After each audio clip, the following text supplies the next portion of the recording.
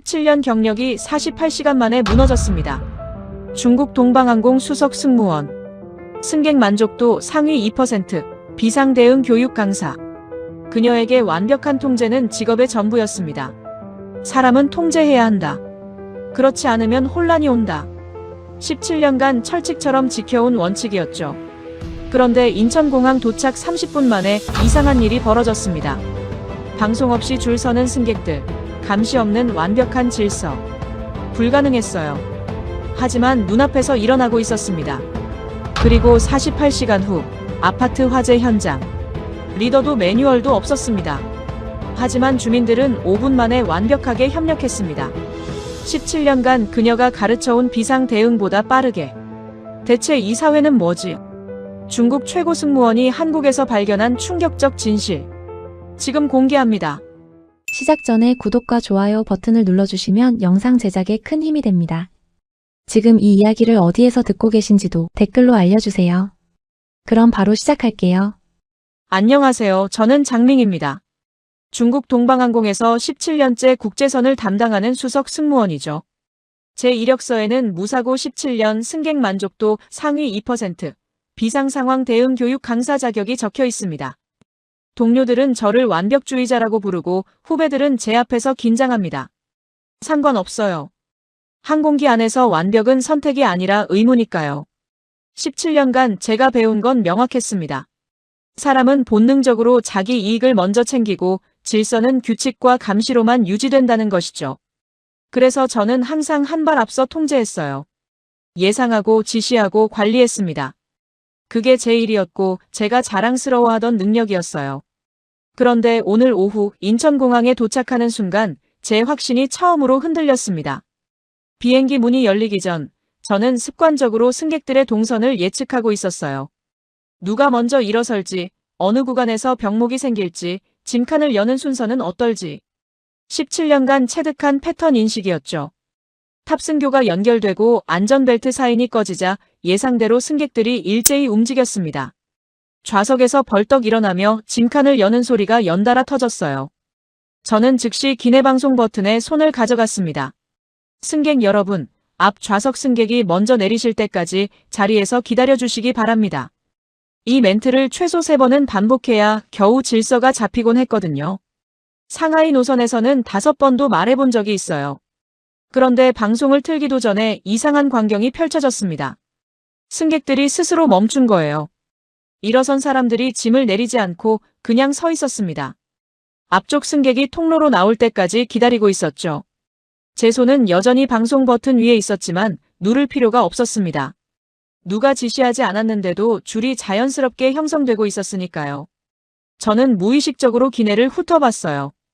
감시 카메라는 있지만 착륙 직후라 승무원들도 각자 업무에 집중하느라 승객을 감시할 여유가 없었습니다.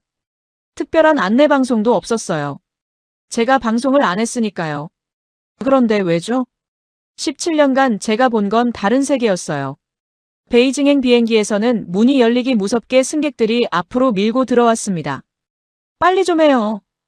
제 비행기 놓치겠어요. 소리가 난무했죠. 승무원이 목청껏 외쳐도 소용없었어요. 결국 물리적으로 막아서야 겨우 통제할 수 있었습니다. 하지만 지금 제 눈앞에서는 그 공식이 작동하지 않고 있었어요. 통로를 따라 천천히 이동하는 승객들의 얼굴을 하나씩 살폈습니다. 초조함도 불만도 보이지 않았어요. 그저 담담했죠. 마치 이게 당연한 것처럼요. 한 중년 남성이 앞사람의 캐리어가 짐칸에 걸려 빠지지 않자 자연스럽게 손을 뻗어 도왔습니다. 감사 인사도 짧았어요. 고개 한번 끄덕이는 것으로 끝났죠. 저는 점점 불편해졌습니다. 이건 관리된 질서가 아니었어요.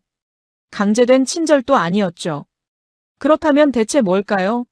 제가 모르는 어떤 시스템이 작동하고 있는 걸까요? 탑승교를 지나 공항 내부로 들어서자 그 불편함은 더 커졌습니다. 인천공항은 넓었어요. 베이징 수도공항이나 상하이 푸동공항만큼이나 거대했죠. 당연히 사람도 많았습니다. 그런데 이상했어요. 혼잡한데도 소란스럽지 않았고 사람들이 빠르게 움직이는데도 부딪히는 소리가 들리지 않았습니다. 저는 본능적으로 천장을 올려다봤어요. 안내방송 스피커를 찾으려고요. 분명 어딘가에서 계속 지시가 내려오고 있을 거라 생각했습니다. 우측 통행해 주십시오.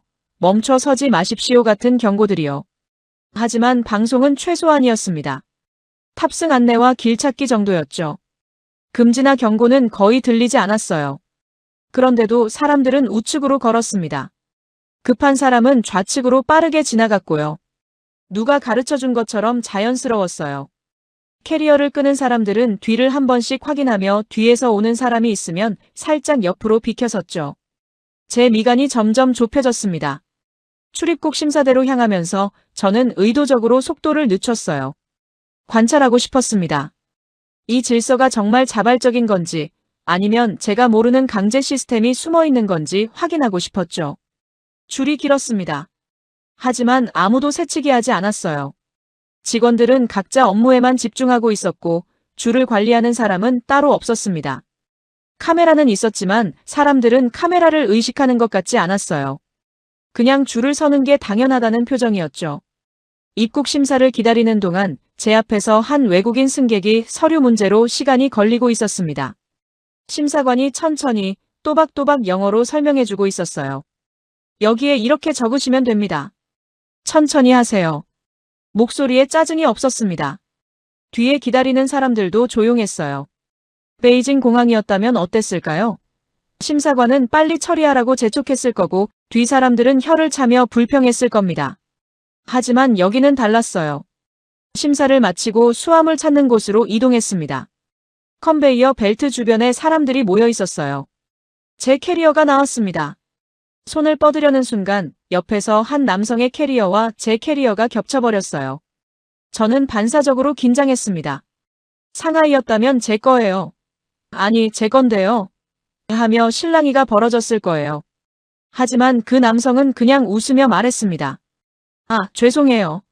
제가 급했네요. 먼저 가져가세요. 저도 모르게 괜찮아요라고 대답했죠. 그는 가볍게 고개 숙이고 자기 캐리어를 기다렸어요. 저는 캐리어를 끌며 출구로 향했습니다. 머릿속이 복잡했어요. 공항에 도착한 지 겨우 30분 만에 제가 17년간 쌓아온 확신이 흔들리고 있었습니다. 사람은 본능적으로 이기적이다라고 믿었어요. 그래서 제가 항상 먼저 통제해야 한다고 생각했죠. 하지만 방금 본 장면들은 달랐습니다. 통제하는 사람이 없는데도 질서가 있었어요. 지시하는 목소리가 없는데도 협력이 일어났죠. 출구를 나서며 저는 스스로를 설득했습니다. 공항이니까 그런 거야. 외국인이 많이 보는 곳에서만 이러는 거겠지. 진짜 일상으로 들어가면 다를 거야. 하지만 제 목소리는 예전만큼 확신에 차 있지 않았습니다. 공항 밖으로 나가는 문 앞에서 잠시 멈춰 섰어요. 유리문 너머로 서울의 풍경이 보였습니다. 차들이 움직이고 사람들이 걸어가고 버스들이 정류장에 서 있었죠. 평범한 도시였어요. 하지만 저는 알 수 없는 긴장감을 느꼈습니다. 마치 제가 아는 규칙이 통하지 않는 곳에 들어서는 것 같았어요. 17년간 완벽하게 작동하던 제 방식이, 제 기준이, 제 확신이 이곳에서는 맞지 않을 것 같았습니다. 깊게 숨을 들이쉬고 문을 밀었습니다. 서울의 공기가 얼굴에 닿았어요. 차갑지도 뜨겁지도 않은 딱 적당한 온도였습니다. 48시간이 시작됐습니다. 그리고 제 17년이 흔들리기 시작했죠. 공항을 나와 리무진 버스 정류장으로 향했습니다. 캐리어 바퀴가 바닥을 구르는 소리만 들리는 조용한 길이었어요. 저는 여전히 공항에서 본 장면들을 곱씹고 있었습니다. 우연이야. 공항은 특별한 곳이니까. 정류장에 도착했을 때 저는 또다시 멈칫했습니다. 줄이 형성되어 있었거든요. 선명한 바닥 표시도 없었고 펜스나 차단봉도 없었어요.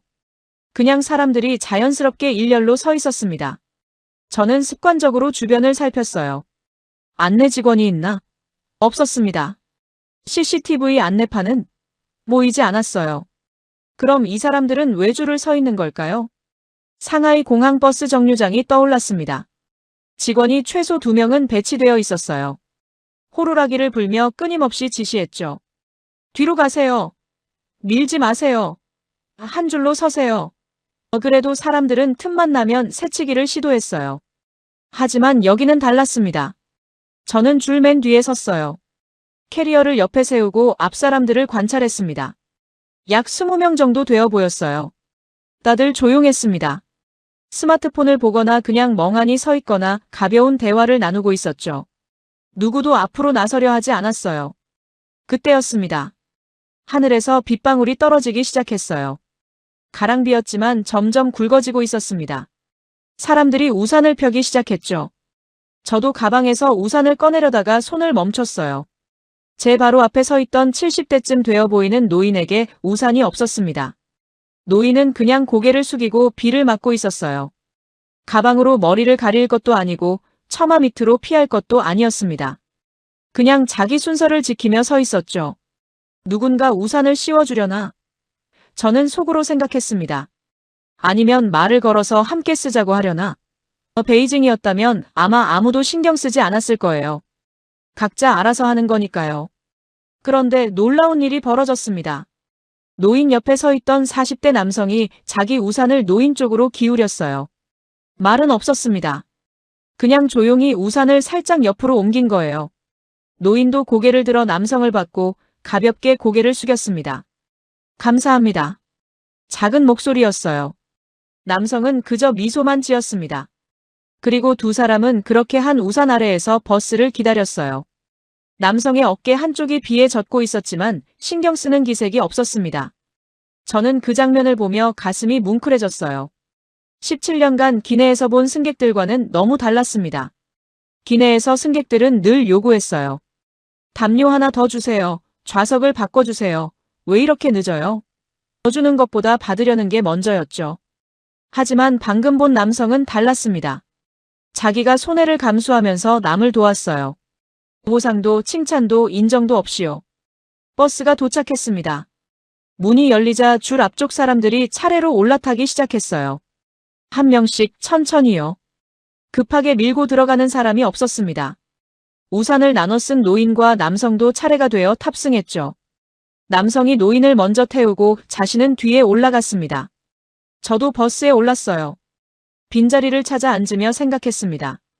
이상해. 왜 다들 손해를 감수하지? 경쟁하지 않으면 뒤처지는 거잖아요. 양보하면 손해보는 거고요. 그게 제가 17년간 배운 세상의 규칙이었습니다. 하지만 여기서는 그 규칙이 작동하지 않는 것 같았어요. 버스가 출발했습니다. 창밖으로 인천공항이 멀어지고 도시 풍경이 펼쳐지기 시작했어요. 고층 빌딩들, 아파트 단지들, 넓은 도로들. 저는 계속 창밖을 응시했습니다. 도로도 이상했어요. 차들이 빽빽했지만 끼어들기가 보이지 않았습니다. 신호등이 바뀌면 모두 멈췄고 파란불이 켜지면 순서대로 출발했어요. 경적 소리가 거의 들리지 않았습니다. 베이징이나 상하이에서는 상상할 수 없는 광경이었죠. 그곳에서는 경적이 일상이에요. 빨간불에도 우회전하려 하고 조금이라도 틈이 보이면 끼어들려 합니다. 그게 빠른 거니까요. 그게 효율적인 거니까요. 하지만 창밖에 보이는 서울의 도로는 달랐습니다. 모두가 조금씩 양보하면서 전체가 빨라지고 있었어요.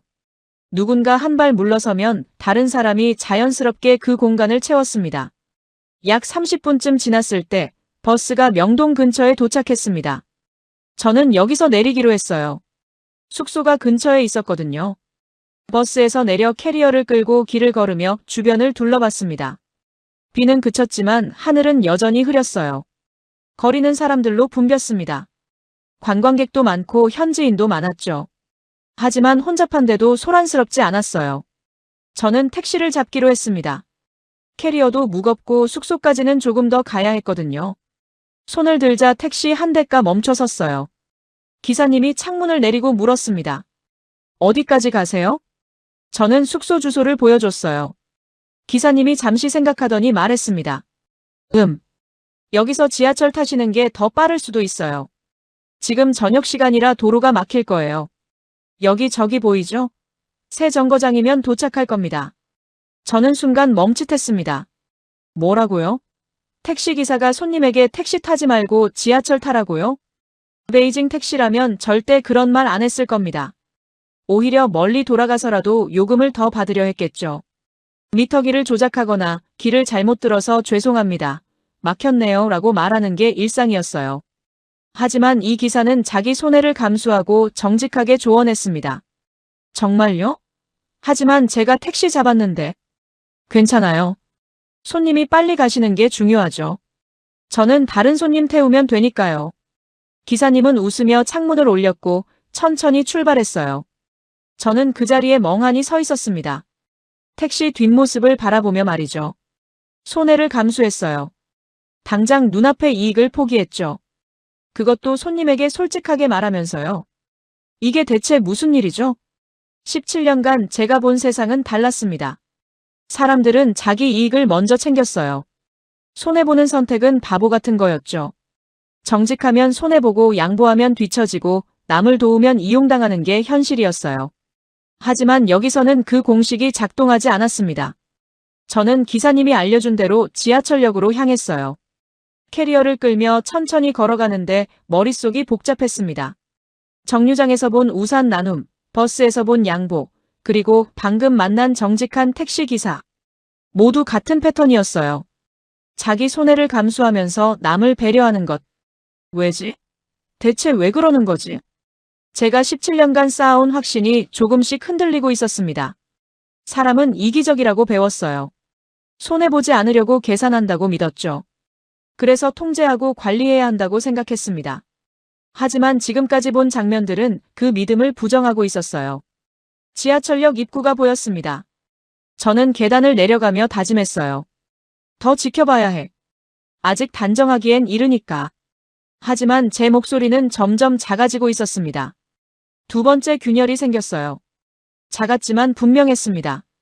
지하철을 타고 숙소 근처 역에 도착했습니다. 체크인을 마치고 방에 짐을 풀었어요. 시계를 보니 저녁 6시였습니다. 배가 고팠죠. 비행기 기내식은 언제나 제 입맛에 맞지 않았거든요. 프론트 직원이 근처에 대형마트가 있다고 알려줬습니다. 간단히 뭐라도 사 먹으려고 마트로 향했어요. 걸어서 5분 거리였습니다. 마트에 들어서자 익숙한 형광등 불빛과 냉방 바람이 반겼어요. 베이징이나 상하이 마트와 비슷했습니다. 카트를 하나 집어들고 매장 안으로 들어갔죠. 저는 습관적으로 주변을 관찰했어요. 17년간 승무원으로 일하며 체득한 버릇이었습니다. 사람들의 동선, 표정, 행동 패턴. 모든 게 데이터였어요. 삼각김밥 코너로 향하던 중이었습니다. 앞쪽에서 갑자기 쿵 소리가 났어요. 저는 반사적으로 그쪽을 돌아봤습니다. 두 대의 카트가 모퉁이에서 정면으로 부딪힌 거였어요. 한쪽은 30대로 보이는 여성, 다른 쪽은 50대쯤 되어 보이는 남성이었습니다. 두 사람 모두 스마트폰을 보면서 걷고 있었던 거죠. 저는 즉시 긴장했습니다. 이제 시작이구나. 17년간 수없이 봐온 장면이었어요. 기내에서 승객 2명이 복도에서 부딪히면 항상 같은 패턴으로 전개됐습니다. 앞 좀 보고 다니세요. 제가 먼저 왔는데요. 뭐라고요? 당신이 휴대폰 보면서 걸었잖아요. 그러면 제가 급히 달려가서 중재해야 했어요. 승객 여러분, 진정해 주십시오 하면서요. 양쪽을 떼어놓고 각자 자리로 돌려보내고 사건 보고서를 작성하고. 매번 그랬습니다. 베이징이나 상하이 마트였다면 더 심했을 거예요. 목소리가 높아지고 주변 사람들이 모여들고 관리자를 부르고. 최소 10분은 싸웠을 겁니다. 하지만 지금 제 눈앞에서는 완전히 다른 일이 벌어지고 있었어요. 두 사람이 동시에 입을 열었습니다. 아, 죄송해요. 죄송합니다. 목소리가 겹쳤어요. 저는 귀를 의심했습니다. 두 사람 모두 사과했다고요? 동시에요? 여성이 다시 말했습니다. 제가 휴대폰 보면서 걸었네요. 정말 죄송해요. 남성도 손을 저었어요. 아니에요. 저도 주의를 안 했어요. 괜찮으세요? 다치신 데는 없으시죠? 네, 전 괜찮아요. 오히려 제가. 아닙니다. 제 카트가 더 무거웠는데. 정말 죄송합니다. 저는 그 자리에 얼어붙었습니다. 이게 대체 무슨 대화죠? 충돌이 생겼는데 싸움이 없었어요. 누가 잘못했는지 따지지도 않았죠. 오히려 서로 먼저 사과하려고 경쟁하고 있었습니다. 두 사람은 각자 카트를 정리하고 다시 한번 가볍게 고개를 숙인 뒤 제 갈 길을 갔어요. 시작부터 끝까지 30초도 안 걸렸습니다. 주변 사람들도 별로 신경 쓰지 않았어요. 당연한 일인 것처럼요. 저는 한참을 그 자리에 서 있었습니다. 손에 든 삼각김밥도 잊은 채요. 17년간 내가 본 승객들은 뭐였지? 기내에서 커피를 쏟으면 항상 승무원 탓이었어요. 왜 이렇게 흔들려요? 조심하지 그랬어요? 물론 승객 본인이 팔을 부딪혀서 쏟은 거였지만 절대 인정하지 않았죠. 오히려 보상을 요구했습니다. 옷이 망가졌어요. 어떻게 할 거예요? 하지만 방금 본 두 사람은 달랐어요. 자기 잘못을 즉시 인정했고 상대방을 먼저 걱정했으며 책임을 떠넘기지 않았습니다. 저는 천천히 계산대 쪽으로 걸어갔어요. 삼각김밥 2개와 물 1병을 들고요. 계산대 앞에 줄이 좀 길었습니다. 5명 정도 기다리고 있었죠. 제 앞에 선 남성의 차례가 됐어요. 그런데 문제가 생겼습니다. 남성이 집어든 과자 하나가 바코드가 제대로 안 찍혔어요. 직원이 몇 번을 시도해도 삑 소리가 나지 않았습니다. 죄송합니다. 잠시만 기다려주세요. 직원이 말했어요. 다른 직원을 불러서 확인을 받아야 하는 상황이었습니다. 저는 본능적으로 뒤를 돌아봤어요. 뒤에 기다리는 사람들의 반응을 보려고요. 상하이 마트였다면 벌써 한숨 소리가 들렸을 겁니다. 에휴, 왜 이래? 빨리 좀 해요. 혀를 차는 소리도 났을 거예요. 하지만 여기는 조용했습니다. 뒤에 선 사람들은 그냥 스마트폰을 보거나 멍하니 서 있었어요. 짜증내는 기색이 없었습니다. 기다리는 게 당연하다는 표정이었죠. 다른 직원이 왔고 바코드를 확인한 뒤 수동으로 입력했습니다. 문제가 해결됐어요. 남성은 계산을 마치고 수고하세요라고 말하며 나갔습니다. 계산원도 감사합니다 하고 답했죠. 제 차례가 됐어요. 계산을 하면서 저는 계산원의 얼굴을 봤습니다. 피곤해 보였지만 짜증난 표정은 아니었어요. 저에게도 감사합니다 하고 인사했습니다. 상하이 마트 계산원들은 달랐어요. 항상 무표정이었고 말도 없었으며 손님을 귀찮은 존재처럼 대했습니다. 물론 손님들도 계산원을 기계처럼 대했죠. 서로가 서로를 불편한 의무로 여겼어요. 하지만 여기서는 달랐습니다.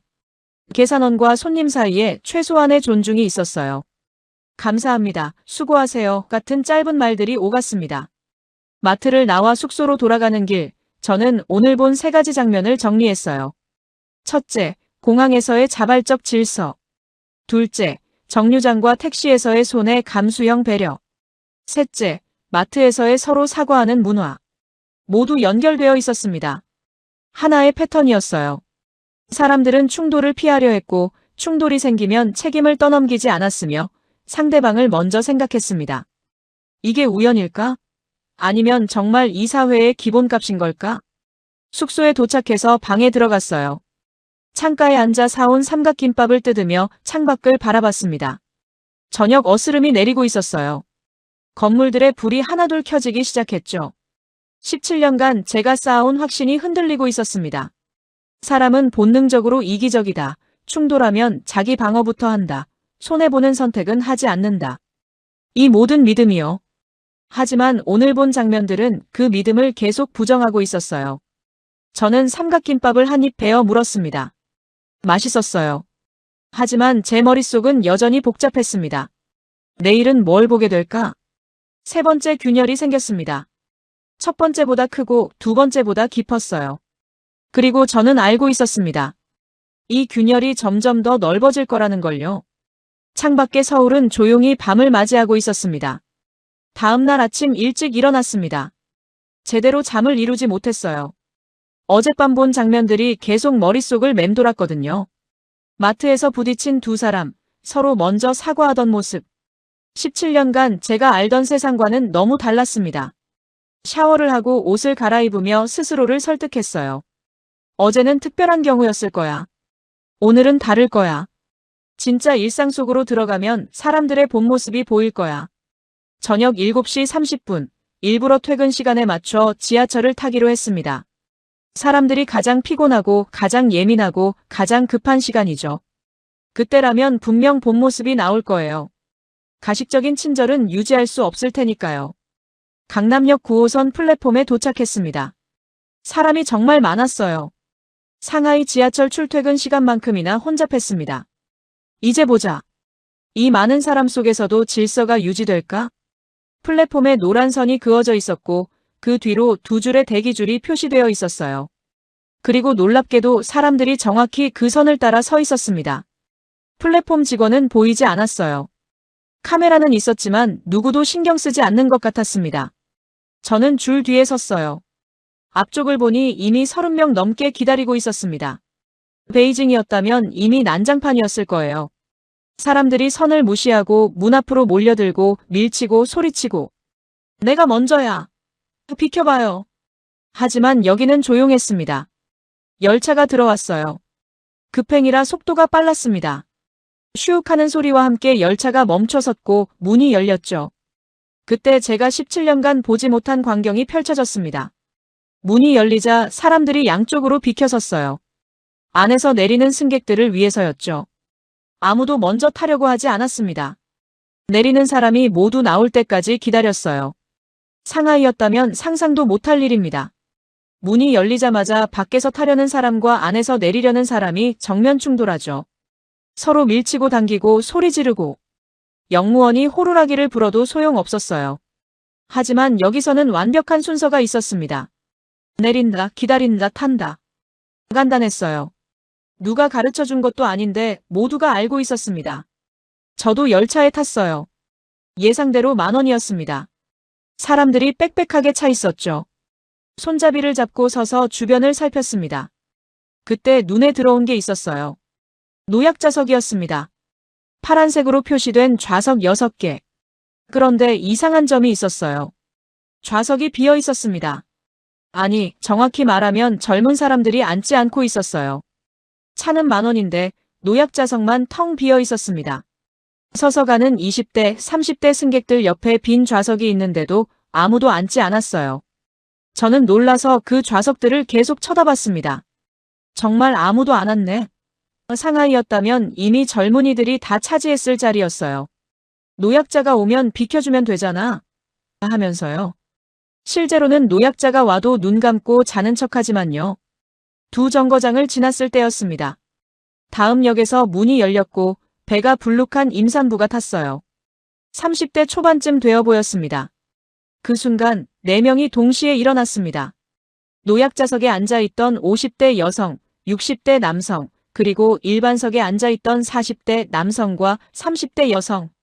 4사람 모두 임산부를 보자마자 자리에서 일어났어요. 말은 거의 없었습니다. 그냥 일어나서 손짓으로 여기 앉으세요 했을 뿐이에요. 임산부는 당황한 표정으로 괜찮아요, 괜찮아요 했지만 결국 가장 가까운 자리에 앉았습니다. 고개를 여러 번 숙이며 감사합니다 했죠. 4사람은 다시 손잡이를 잡고 섰어요. 아무렇지 않다는 듯이요. 저는 그 장면을 보며 입을 다물지 못했습니다. 17년간 기내에서 임산부 승객을 수없이 봤어요. 그때마다 제가 직접 방송으로 부탁해야 했습니다. 승객 여러분께 양해 부탁드립니다. 임산부 승객께서 탑승하셨습니다. 좌석 양보 가능하신 분 계시면 벨을 눌러주십시오. 대부분 아무도 반응하지 않았어요. 결국 제가 직접 돌아다니며 죄송하지만 자리를 좀 양보해 주시겠습니까? 부탁해야 했죠. 그러면 승객들은 인상을 쓰며 일어났습니다. 에휴, 재수없게. 속으로 이런 말을 하는 게 표정에 다 보였어요. 하지만 방금 본 4사람은 달랐습니다. 누가 시키지도 않았고 방송도 없었으며 부탁도 하지 않았어요. 그냥 자연스럽게 일어났습니다. 마치 그게 당연한 것처럼요. 몇 정거장을 더 가는 동안 저는 계속 관찰했습니다. 한 학생이 노약자석 근처에서 졸고 있었어요. 고개가 점점 옆으로 기울어지더니 노약자석 팔걸이에 기대려는 순간 화들짝 놀라며 몸을 바로 세웠습니다. 주변을 두리번거리며 민망해하는 표정이었어요. 노약자석에 기대는 것조차 조심스러워하네. 저는 속으로 중얼거렸습니다. 에스컬레이터를 타기 위해 환승통로로 나왔어요. 여기서도 똑같은 패턴이 보였습니다. 사람들이 자연스럽게 우측에 서 있었고 좌측은 텅 비어 있었어요. 급한 사람들이 좌측으로 빠르게 걸어 올라가고 있었죠. 표지판이 있나 확인했습니다. 없었어요. 바닥에 화살표가 있나 봤습니다. 그것도 없었어요. 그런데 모두가 우측에만 서 있었습니다. 저는 우측에 섰어요. 익숙하지 않았지만 따라 해봤습니다. 그렇게 서 있으니 뒤에서 급하게 올라가는 사람들이 감사합니다 하고 지나갔어요. 이게 효율이구나. 문득 깨달았습니다. 모두가 우측에 서면 급한 사람은 좌측으로 빠르게 지나갈 수 있어요. 전체적으로 더 빨라지는 거죠. 상하이에서는 에스컬레이터가 항상 혼란스러웠어요. 사람들이 양쪽 다 막아서서 급한 사람도 지나갈 수 없었죠. 비켜봐요. 좀 지나갑니다. 소리가 끊이지 않았습니다. 하지만 여기서는 조용했어요. 시스템이 작동하고 있었습니다. 강제하는 사람도 없고 감시하는 눈도 없는데 완벽하게 작동하고 있었어요. 다시 9호선을 타고 숙소 방향으로 향했습니다. 이번에는 좀 더 여유가 있어서 자리에 앉을 수 있었어요. 앉아서 주변 사람들을 관찰했습니다. 백팩을 맨 대학생들이 몇 명 보였어요. 그런데 모두 백팩을 앞으로 메고 있었습니다. 뒤에 메면 더 편할 텐데요. 왜 굳이 앞으로 멜까? 잠시 생각하다가 이해했습니다. 뒤에 매면 다른 사람에게 부딪힐 수 있으니까. 자기는 불편하지만 남을 위해 앞으로 맨 거예요. 17년간 제가 본 승객들은 달랐습니다. 큰 가방을 복도에 놓아서 다른 사람들이 지나가지 못하게 하고 좌석을 2개 차지하고 큰 소리로 통화하고 자기 편의만 생각했어요. 다른 사람? 그건 그 사람 문제죠. 하지만 여기 사람들은 달랐습니다. 자기가 조금 불편하더라도 남을 배려했어요. 숙소 근처 역에 도착했습니다. 지하철에서 내리며 생각했어요. 17년간 제가 승객들에게 뭘 가르쳤지? 저는 항상 통제했습니다. 좌석 벨트를 매주십시오. 짐을 선반에 올려주십시오. 통로를 막지 마십시오. 끊임없이 지시했어요. 승객들은 귀찮아했고 저는 그들을 신뢰하지 못했습니다. 하지만 이 지하철에는 승무원이 없었어요. 역무원도 플랫폼에 거의 보이지 않았습니다. 그런데 질서가 있었어요. 완벽한 질서가 말이죠. 통제하지 않아도 질서가 만들어졌습니다. 지시하지 않아도 사람들은 협력했어요. 감시하지 않아도 규칙을 지켰습니다. 어떻게 이게 가능하지? 저는 역 계단을 올라가며 머리를 흔들었습니다. 17년간 쌓아온 확신이 계속 무너지고 있었어요. 사람은 통제해야 한다고 믿었는데 여기서는 통제 없이도 작동하고 있었습니다. 4번째 균열이 생겼어요. 이제는 균열이라고 부르기엔 너무 커졌습니다. 벽 전체가 흔들리고 있었어요. 그리고 저는 알고 있었습니다. 내일이면 아마 그 벽은 완전히 무너질 거라는 걸요. 저녁 8시 30분 근처 작은 식당에서 저녁을 먹고 숙소로 돌아가는 길이었습니다. 배는 부르지만 마음은 여전히 무거웠어요. 오늘 하루 종일 본 장면들이 머릿속에서 정리되지 않았거든요. 지하철의 질서, 노약자석을 비워두는 젊은이들, 임산부를 위해 4명이 동시에 일어나던 모습. 모두 같은 패턴이었습니다. 누가 시키지 않아도 감시하지 않아도 사람들은 스스로 움직였어요. 17년간 내가 뭘 한 거지? 이 질문이 계속 떠올랐습니다. 숙소 아파트 단지 입구에 도착했어요. 20층짜리 건물 4동이 모여있는 중간 규모 단지였습니다. 저는 시동 7층에 묵고 있었죠. 로비를 지나 엘리베이터를 타려던 순간이었습니다. 누구야? 멀리서 누군가의 외침이 들렸어요. 저는 반사적으로 그쪽을 돌아봤습니다. 비동 쪽에서 연기가 피어오르고 있었어요. 3층쯤 되어 보이는 곳에서요. 심장이 쿵쾅거리기 시작했습니다. 17년간 비상대응 훈련을 받아온 본능이 작동했어요. 저는 즉시 핸드폰을 꺼내 119를 누르려고 했습니다. 그때 아파트 전체에 화재 경보가 울렸어요. 삐다시다시 삐다시다시 삐다시다시 귀를 찢는 사이렌 소리였습니다. 저는 비동 쪽으로 뛰어갔어요. 17년간의 훈련이 몸을 움직였습니다. 누군가 다쳤을 수 있어. 대피를 도와야 해. 하지만 제가 도착하기도 전에 놀라운 광경이 펼쳐지고 있었습니다. 1층에서 30대로 보이는 남성이 소화기를 들고 계단을 뛰어 올라가고 있었어요. 빨간 소화기를 손에 든 채 2계단씩 건너뛰며 3층으로 향했습니다. 관리사무소에서 직원이 뛰어나왔어요. 한 손에는 무전기, 다른 손에는 열쇠 뭉치를 들고 있었습니다. 119 신고 완료. 엘리베이터 정지. 그는 크게 외쳤습니다. 5층에서 60대로 보이는 할아버지가 복도로 나왔어요. 누구야? 모두 대피하세요. 문을 하나하나 두드리며 외치고 있었습니다. 목소리가 카랑카랑했어요. 2층에서는 2명의 여성이 나왔습니다. 어린이 먼저, 노인분들 먼저. 한 명은 4층으로 올라가며 외치고 다른 한 명은 아래층으로 내려가며 대피를 유도했어요. 6층 창문이 열렸습니다. 20대 남성이 머리를 내밀고 아래를 확인한 뒤 계단 조명 확인. 외쳤어요. 정전에 대비하는 것 같았습니다. 옆동인 시동에서도 사람들이 나왔어요.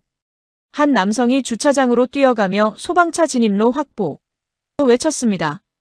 주차되어 있는 차들을 확인하며 차주인들을 찾고 있었어요. 편의점 쪽에서 50대 남성이 물 한 박스와 수건 몇 장을 들고 뛰어왔어요. 물이랑 수건 여기 있습니다. 그는 계단 입구에 물건을 내려놓았습니다. 저는 그 자리에 얼어붙었습니다. 뭐죠? 이게 대체 무슨 일이죠? 제 손은 여전히 핸드폰을 쥐고 있었어요. 119 버튼 위에 손가락이 올려져 있었지만 누를 필요가 없었습니다. 이미 신고가 된 거예요. 사람들이 계단으로 대피하기 시작했습니다. 노인 한 분을 2명의 젊은이가 부축하고 있었고 어린아이를 아는 엄마 뒤에는 초등학생으로 보이는 아이가 따라오고 있었어요. 아무도 소리 지르지 않았습니다. 패닉 상태도 아니었어요. 그냥 조용히, 빠르게, 질서 있게 움직이고 있었습니다. 저는 넋을 잃고 그 모습을 지켜봤어요. 17년간 제가 받은 비상대응 훈련이 떠올랐습니다. 매달 시뮬레이션을 했어요. 기내에서 화재가 발생하면 어떻게 해야 하는지, 누가 무엇을 해야 하는지.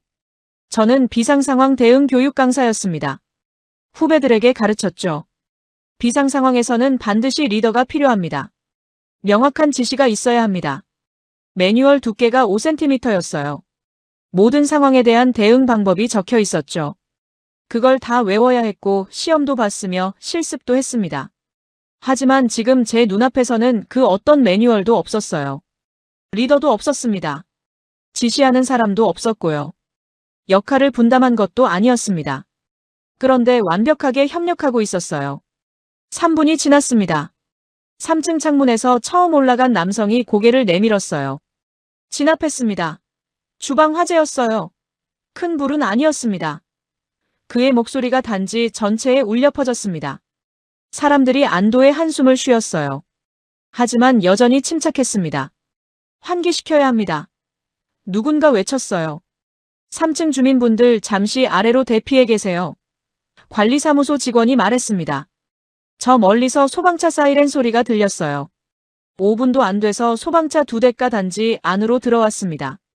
주차장 진입로가 깨끗하게 비워져 있었기 때문에 수월하게 진입할 수 있었어요. 소방관이 내려 물었습니다. 상황이 어떻습니까? 주방 화재였습니다. 1차 진압 완료했고 지금 환기 중입니다. 관리사무소 직원이 보고했어요. 부상자는요? 없습니다. 소방관들이 최종 확인 후 말했습니다. 완전 진화 확인했습니다. 수고 많으셨습니다. 그리고 놀라운 말을 덧붙였어요. 초기 대응 정말 잘하셨어요. 이렇게 신속하게 대응한 경우는 드뭅니다. 주민들은 서로를 쳐다보며 조용히 웃었습니다. 화재가 났던 집 주인이 계단으로 내려왔어요. 40대 여성이었는데 얼굴이 창백했습니다. 정말 죄송합니다. 제 실수로. 그녀의 목소리가 떨렸습니다. 그때 옆에 서 있던 할머니가 다가가서 손을 잡았어요. 괜찮아요. 다들 그럴 수 있어요. 다치지 않아서 다행이에요. 집이 많이 손상됐는데. 우리 집에서 주무세요. 방 하나 비어 있어요. 2층 여성이 말했습니다. 저희 집에도 오실 수 있어요. 다른 주민도 말했어요. 화재가 난 집 주인은 그제야 눈물을 흘렸습니다. 감사합니다. 정말 감사합니다. 저는 모든 과정을 지켜봤습니다. 화재 발생부터 진압까지 5분. 대피 완료까지 7분. 소방차 도착까지 8분. 그리고 누구도 다치지 않았습니다. 저는 천천히 벤치에 앉았어요. 다리에 힘이 풀렸습니다. 손이 떨렸어요. 17년이었습니다.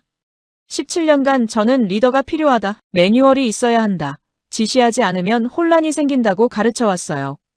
하지만 방금 본 주민들은 달랐습니다. 매뉴얼도 리더도 훈련도 없었어요. 그런데 제가 17년간 가르쳐온 방식보다 더 빨랐고 더 효율적이었으며 더 안전했습니다. 왜죠? 그때 깨달았습니다.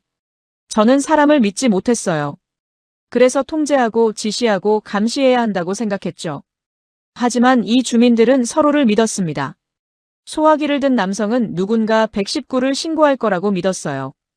관리사무소 직원은 주민들이 대피할 거라고 믿었죠. 모두가 각자의 역할을 할 거라고 서로를 신뢰했습니다. 신뢰였어요. 서로를 신뢰했기 때문에 각자가 자기 역할에 집중할 수 있었습니다. 겹치지 않았고 빠지지도 않았어요. 저는 고개를 숙였습니다. 눈물이 났어요. 17년간 승객들을 믿지 못해서 끊임없이 통제했습니다. 지시하고 감시하고 관리했어요. 승객들도 저를 믿지 않았습니다. 서로 믿지 못했기 때문에 항상 긴장했어요. 하지만 방금 본 주민들은 달랐습니다. 서로를 믿었기 때문에 완벽하게 협력할 수 있었어요. 10분쯤 지났을까요? 사람들이 하나둘씩 자기 집으로 돌아가기 시작했어요. 소방차도 떠났고 연기도 사라졌습니다. 평범한 아파트 단지로 돌아왔어요. 마치 아무 일도 없었던 것처럼요. 하지만 저는 알고 있었습니다. 방금 제 17년이 완전히 무너졌다는 걸요. 그런데 이상했어요. 슬프지 않았습니다. 오히려 가벼웠어요. 17년간 짊어지고 있던 무거운 짐을 내려놓은 기분이었습니다. 저는 천천히 일어났어요. 숙소로 돌아가야 했습니다. 그리고 생각해야 했어요. 이제 제가 무엇을 해야 할지를요. 숙소방으로 돌아왔지만 잠이 오지 않았습니다. 창가에 앉아 밤 풍경을 바라봤어요. 아파트 단지는 조용했습니다. 2시간 전 화재가 있었다는 게 믿기지 않을 정도로요. 머릿속에서는 계속 같은 장면이 재생됐어요. 소화기를 들고 뛰어 올라가던 남성 대피를 유도하던 할아버지, 물을 가져온 편의점 주인. 누가 시키지 않았는데도 각자가 움직였습니다. 신뢰. 그 단어가 계속 떠올랐어요. 시계를 보니 밤 11시였습니다. 목이 말랐어요. 프론트에서 근처 편의점이 24시간 운영한다고 했던 게 기억났습니다. 저는 가디건을 걸치고 밖으로 나갔어요. 아파트 단지를 벗어나 골목길을 걷는데 앞에서 한 남성이 길을 헤매고 있었습니다. 외국인 관광객으로 보였어요. 큰 배낭을 메고 스마트폰을 들여다보고 있었죠. 그때 반대편에서 60대쯤 되어 보이는 아저씨가 걸어오고 있었습니다. 퇴근하는 길인지 피곤해 보였어요. 외국인과 아저씨의 눈이 마주쳤습니다. 외국인이 조심스럽게 입을 열었어요. Excuse me. 스테이션? 어눌한 발음이었습니다. 아저씨는 잠시 멈칫했습니다. 그리고 미소를 지으며 고개를 끄덕였어요. 하지만 말은 하지 않았습니다. 대신 주머니에서 핸드폰을 꺼냈어요. 저는 조금 떨어진 곳에서 그 장면을 지켜봤습니다. 아저씨가 뭔가를 검색하더니 핸드폰 화면을 외국인에게 보여줬어요. 번역 앱이었습니다. 지하철역 찾으세요? 영어로 번역된 문장이 화면에 떠 있었어요. 외국인이 고개를 끄덕였습니다. Yes, yes. 서브웨이 스테이션. 아저씨는 다시 번역 앱에 뭔가를 입력했어요. 저쪽으로 5분 걸어가세요. 큰 도로 나오면 왼쪽으로.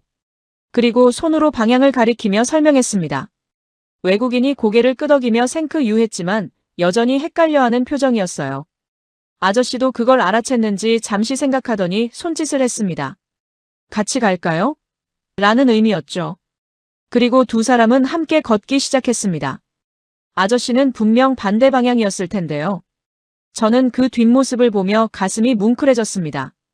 영어를 못해도 피곤해도 반대 방향이어도 도왔어요. 5분 넘게 걸어가면서요. 상하이였다면 어땠을까요? 아마 대부분 그냥 지나쳤을 겁니다. 나는 영어 못해, 바빠, 내가 왜? 하면서요. 아니면 대충 손짓만 하고 가버렸겠죠. 하지만 이 아저씨는 달랐습니다. 자기 시간을 쓰면서까지 낯선 외국인을 도왔어요. 저는 천천히 편의점으로 향했습니다. 이제 놀라지 않으려고 했어요. 하지만 계속 놀라는 제 자신을 발견했습니다. 편의점 문을 열고 들어갔어요.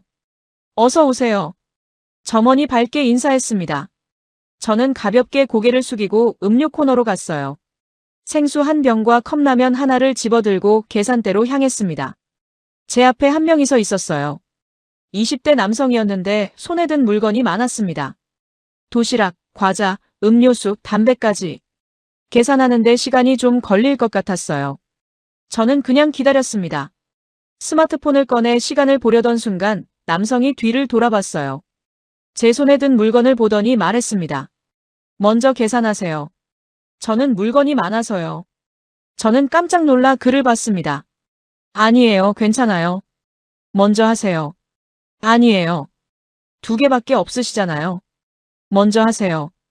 그는 옆으로 비켜서며 손짓했어요. 진심이었습니다. 저는 어쩔 수 없이 먼저 계산했죠. 감사합니다. 천만에요. 그는 웃으며 대답했어요. 계산을 마치고 밖으로 나오는데 또 한 가지 장면이 눈에 들어왔습니다. 편의점 앞 벤치에 앉아있는 중학생 정도 되어 보이는 아이가 라면을 먹고 있었어요. 그런데 국물을 쏟았습니다. 벤치 옆바닥에 빨간 국물이 번졌죠. 아이가 당황해서 두리번거리는데 편의점에서 한 여성이 나왔어요. 30대쯤 되어 보였습니다. 아이를 보더니 편의점 안으로 다시 들어가 휴지 뭉치를 가져왔어요. 괜찮아. 이걸로 닦아. 여성이 휴지를 건네며 말했습니다. 죄송해요. 아이가 작은 목소리로 말했어요. 아니야. 누구나 실수할 수 있어.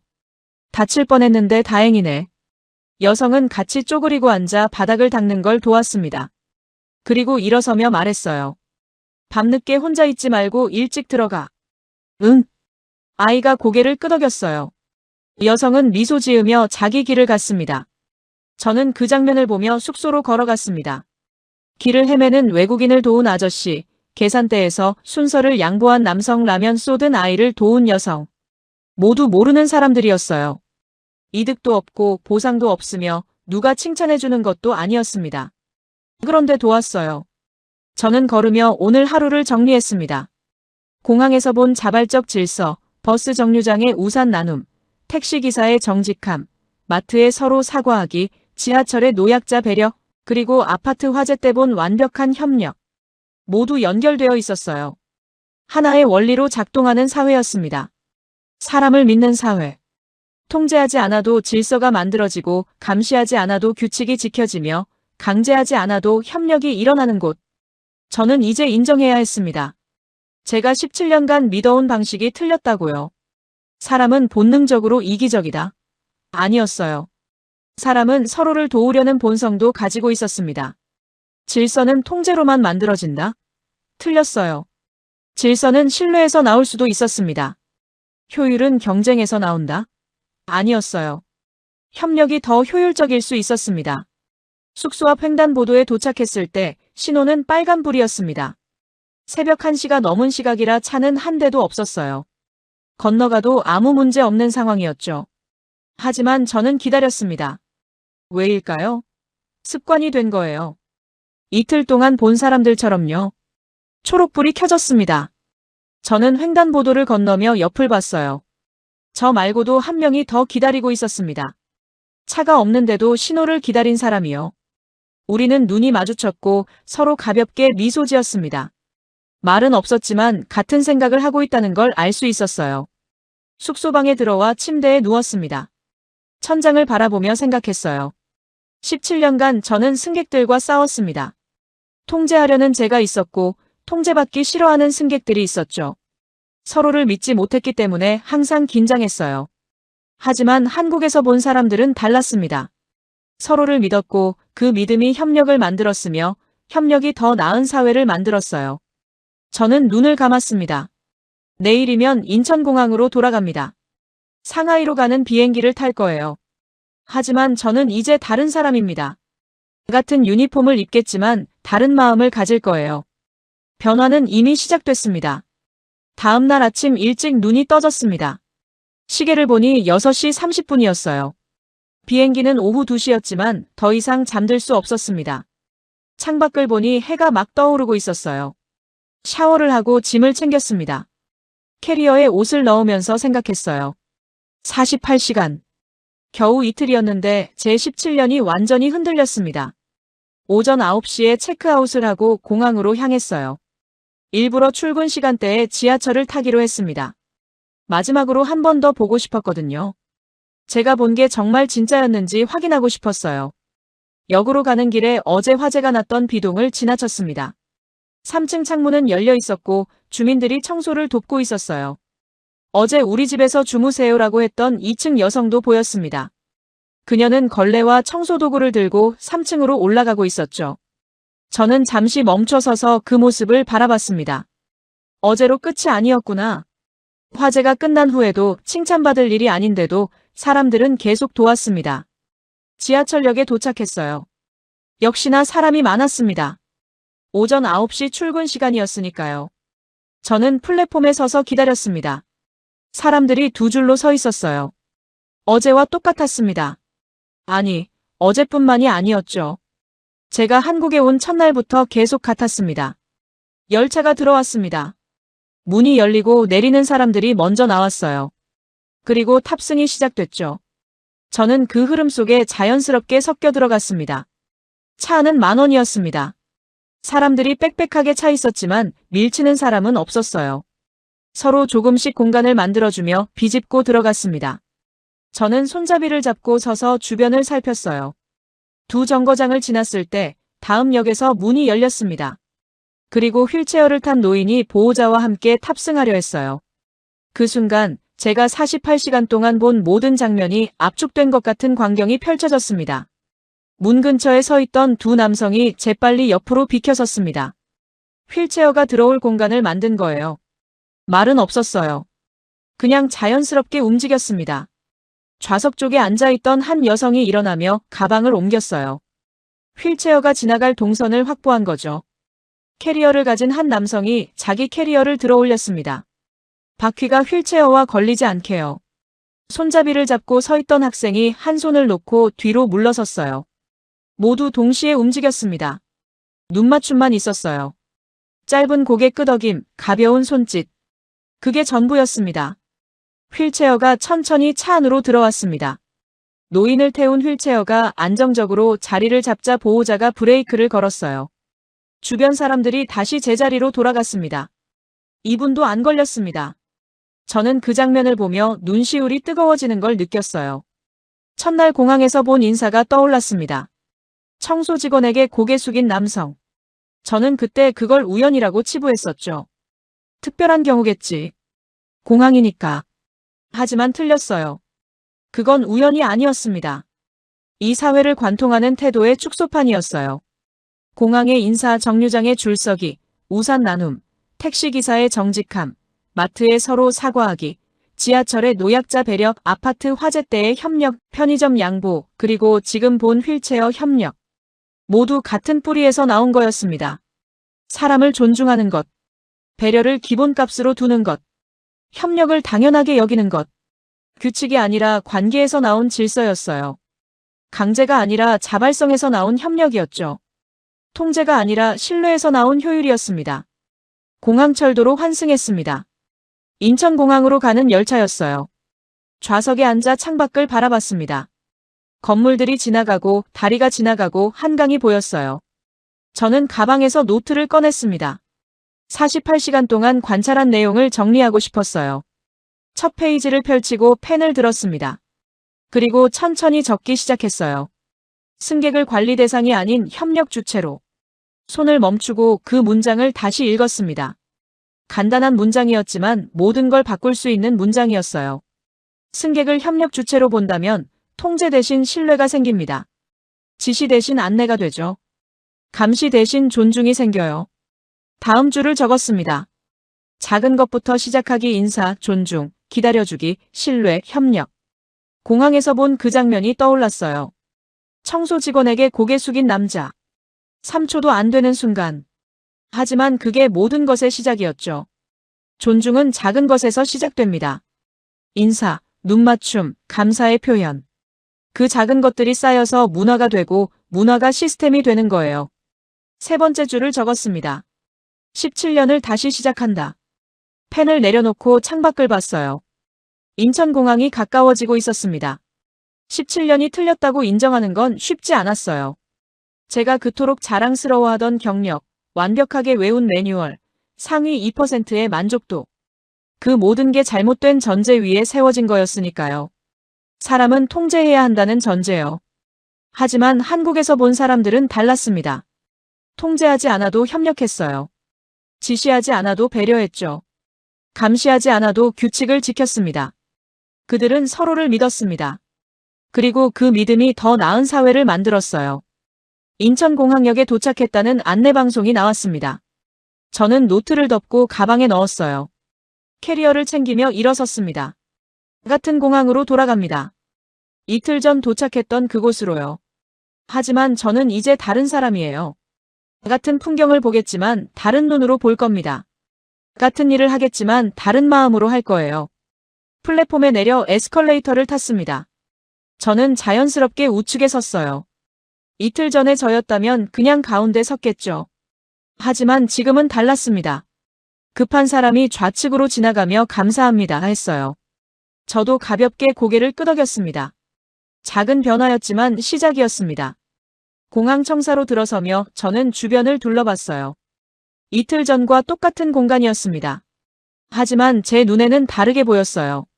사람들의 움직임, 줄을 서는 모습, 서로를 배려하는 작은 제스처들. 이제는 그게 다 보였습니다. 저는 미소 지었어요. 그리고 체크인 카운터로 향했습니다. 변화는 이미 시작됐습니다. 어젯밤 신호등 앞에서, 오늘 아침 에스컬레이터에서. 작지만 분명한 변화였어요. 그리고 저는 알고 있었습니다. 이 변화가 상하이로 돌아가서도 계속될 거라는 걸요. 48시간이었습니다.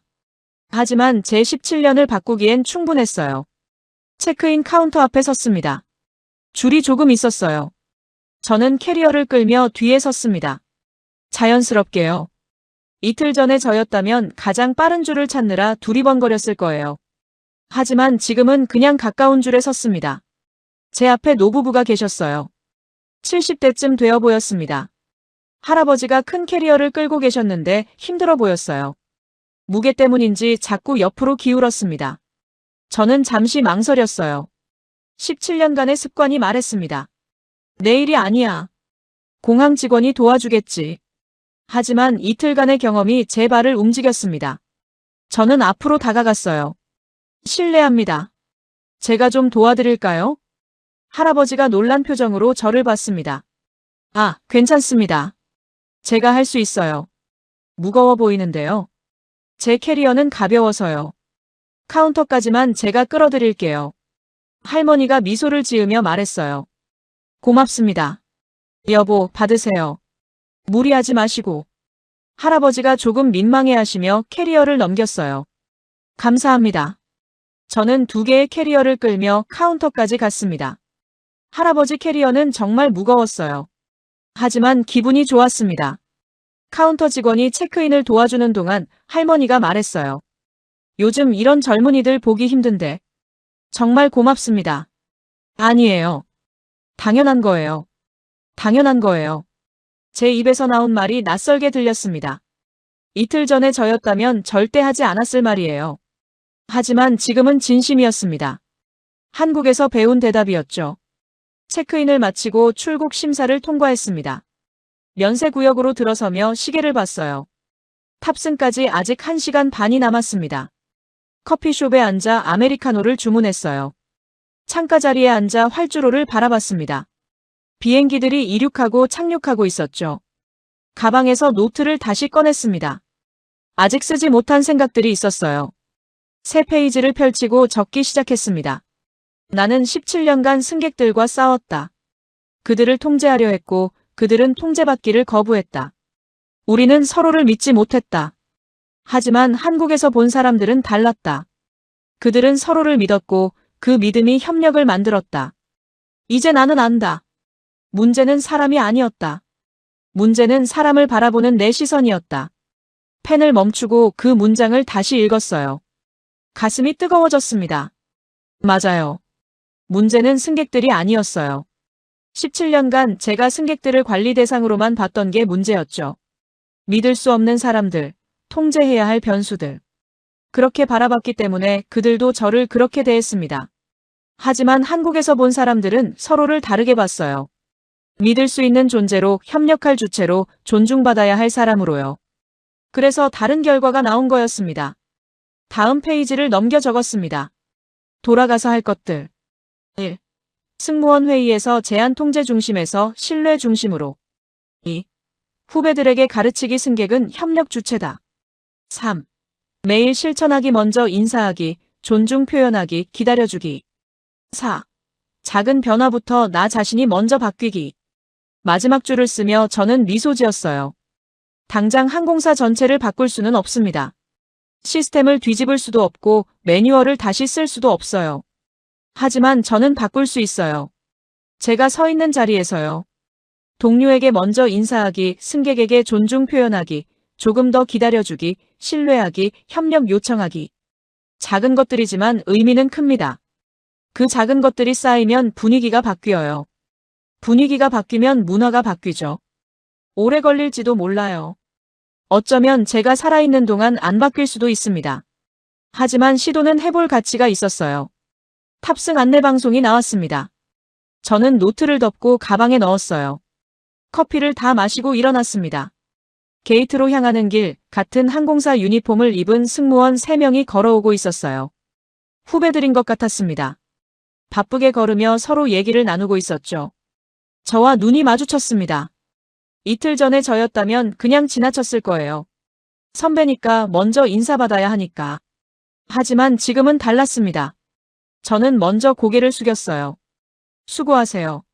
3명의 후배가 깜짝 놀란 표정을 지었습니다. 선배가 먼저 인사하는 건 흔한 일이 아니었거든요. 하지만 곧 환한 미소를 지으며 90도로 인사했어요. 감사합니다, 선배님. 좋은 비행 되세요. 저는 미소 지으며 지나쳤습니다. 뒤에서 후배들이 수군거리는 소리가 들렸어요. 장밍 선배가 먼저 인사하시다니. 원래 그렇게 안 하시는데. 뭔가 좋은 일 있으신가 봐. 저는 웃었습니다. 그래요, 좋은 일이 있었어요. 제 17년을 다시 시작하는 일이요. 게이트에 도착했습니다. 탑승이 시작되고 있었어요. 저는 줄 뒤에 서서 차례를 기다렸습니다. 비즈니스석 승객들이 먼저 탑승하고 이코노미석 앞쪽 줄부터 시작됐어요. 제 차례가 왔습니다. 탑승교를 지나 기내로 들어섰어요. 익숙한 공간이었습니다. 17년간 일해온 곳이죠. 하지만 오늘은 조금 다르게 보였어요. 제 좌석을 찾아 앉았습니다. 창가 자리였어요. 캐리어를 선반에 올리고 안전벨트를 맸습니다. 창밖을 바라봤어요. 인천공항 터미널이 보였습니다. 사람들이 움직이고 차들이 지나가고 비행기들이 대기하고 있었죠. 48시간 전, 저는 이 공항에 도착했어요. 17년 경력의 완벽주의자로서요. 통제와 관리의 전문가로서요. 하지만 지금 떠나는 저는 다릅니다. 여전히 17년 경력이지만 다시 시작하는 마음이에요. 통제 대신 신뢰를, 관리 대신 협력을 배운 사람으로서요. 승무원들이 안전시범을 보이고 있었어요. 저는 그 모습을 보며 생각했습니다. 돌아가면 저 후배들에게 뭐라고 말해줄까? 승객을 믿으세요. 통제하지 말고 신뢰하세요. 그러면 그들도 여러분을 믿을 겁니다. 아마 처음엔 이상하게 생각할 거예요. 장밍 선배가 이상해졌어 하고 수군거릴 수도 있죠. 하지만 괜찮아요. 조금씩 보여주면 됩니다. 엔진 소리가 커졌습니다. 비행기가 천천히 움직이기 시작했어요. 활주로로 향하고 있었습니다. 저는 창밖의 한국을 바라봤습니다. 건물들이, 도로들이, 사람들이 점점 작아지고 있었어요. 하지만 제 안에는 남아 있었습니다. 공항의 인사 정류장의 질서, 버스의 배려, 마트의 양보, 지하철의 협력, 아파트 화재 때의 신뢰, 편의점의 친절. 그 모든 장면이 제 안에 각인되어 있었어요. 그게 제 새로운 기준이 될 겁니다. 비행기가 속도를 높였어요. 활주로를 달리고 드디어 바퀴가 땅에서 떠올랐습니다. 이륙이었어요. 창밖의 한국이 점점 멀어졌습니다. 불빛들이 작아지고 도시가 지도처럼 보이기 시작했어요. 하지만 저는 알았어요. 물리적으로는 멀어지지만 마음으로는 더 가까워졌다는 걸요. 이곳에서 배운 것들은 이제 제 일부가 됐습니다. 사람을 변수가 아닌 전제로 보는 것, 통제가 아닌 신뢰로 질서를 만드는 것, 경쟁이 아닌 협력으로 효율을 내는 것. 그게 가능하다는 걸 봤으니까요. 비행기가 구름 위로 올라갔습니다. 햇살이 눈부셨어요. 새로운 시작을 축복하는 것 같았습니다. 저는 조용히 눈을 감았어요. 그리고 속으로 말했습니다. 고맙습니다, 한국. 당신이 가르쳐준 것들을 잊지 않겠습니다. 그리고 전하겠습니다.